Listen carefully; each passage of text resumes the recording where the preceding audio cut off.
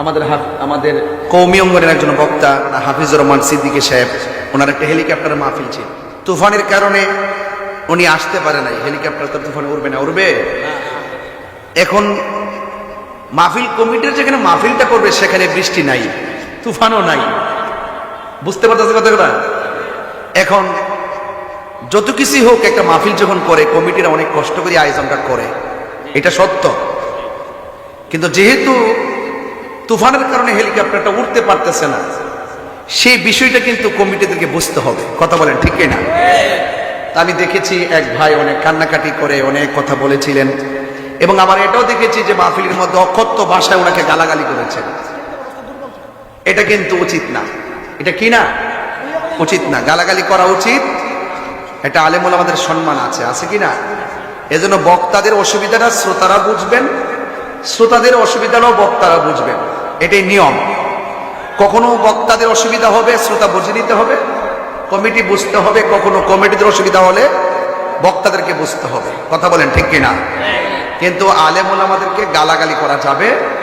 আজকে হয়তো এই মাহফিলটা যদি তুফানের কারণে না হইতো, প্রয়োজনে এই মাহফিলটা আরেকটা ডেট দিতাম, আবারও আসার সুযোগ আছে না নাই? যখন আপনি আমাকে গালাগালি করবেন তখন কিন্তু আপনাদের এলাকার সাথে আমার সম্পর্কটা কি হয়ে যাবে? বিচ্ছিন্ন হয়ে যাবে। এই জন্য একজন আরেকজনের সুখ দুঃখ বোঝার চেষ্টা করবে। আমি এই বিষয়টা, তিনি যে কোনো অঙ্গনের হোক, আমি এই ব্যবহারগুলো আমি অনেক কষ্ট পেয়েছি। এগুলো উচিত নয়, এগুলা উচিত নয়। আজকে হয়তো সমস্যা, আগামীতে সুবিধা হলে আবার আসে। হেলিকপ্টারের দিনে আসার কথা। হেলিকপ্টার কি তুফানের মধ্যে আকাশে উড়বে? এবং আমি যদি এখান থেকে রংপুর যাওয়ার জন্য শিডিউল থাকে হেলিকপ্টারে, যদি যেখান থেকে হেলিকপ্টারটা উড়বে ওই জায়গায় যদি তুফান থাকে, আমি কি রংপুর যেতে পারবো? ইচ্ছা করলে কি আমাকে ফোন দিলে কি আমি বাস কিংবা প্রাইভেট কার নিয়ে যেতে পারবো? পারবো না। এটা কমিটিদেরকে আবার বুঝতে হবে। আমরা যেমন করে একটা পরিস্থিতি বুঝি, কমিটিদেরকেও সেই পরিস্থিতিটা বুঝতে হবে। এটা হলো শ্রোতা এবং বক্তার আন্ডারস্ট্যান্ডিং।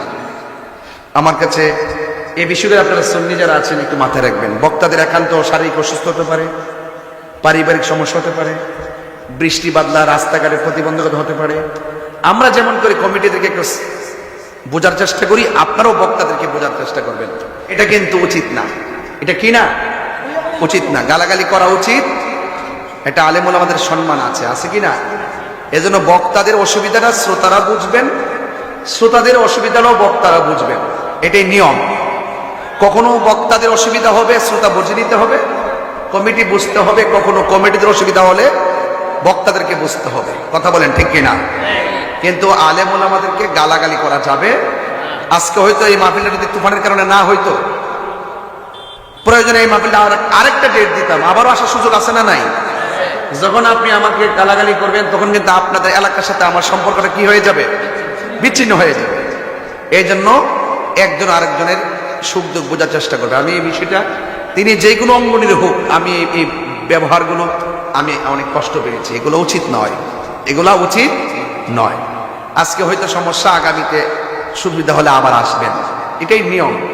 তবে আমাকে ইন্তেজামিয়া কমিটির পক্ষ থেকে বিষয় দিয়েছেন কবর এবং হাসর নিয়ে আলোচনা করার জন্য। তো আমি আপনাদের কাছে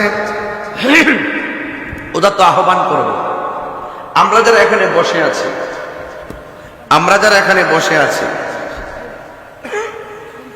এখানে আমরা যারা বসে আছি, আর কবরস্থান আছে না? কোন দিকে? এটা এখানে তো আছে, ও সামনে।